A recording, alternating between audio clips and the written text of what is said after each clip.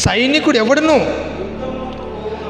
యుద్ధానికి పోతాడు కదా, సైనికుడు యుద్ధం జరుగుతుంది, యుద్ధం ప్రకటించాడు అధిపతి, సైన్యాధిపతి ప్రకటించాడు యుద్ధంకి వెళ్ళాలి, ఇప్పుడు ఈరోజు ఈ క్షణంలో వెళ్ళిపోవాలి అన్నప్పుడు సైనికుడు ఎలా ఉంటాడు? నా భార్య ఉంది ఇంటికాడ, నా పిల్లలు ఉన్నారు ఇంటికాడ, నా తల్లిదండ్రులు ఇంటికాడ, ఒక 10 ఎకరాల పొలం ఉంది ఇంటి దగ్గర, ఏమైపోతారు అని ఇవన్నీ ఆలోచన చేశాడని ఒక సైనికుడు యుద్ధానికి వెళ్ళేటప్పుడు వాడు యుద్ధం చేయకుండా పారిపోయి వస్తాడు, యుద్ధానికి వెళ్ళడాడు.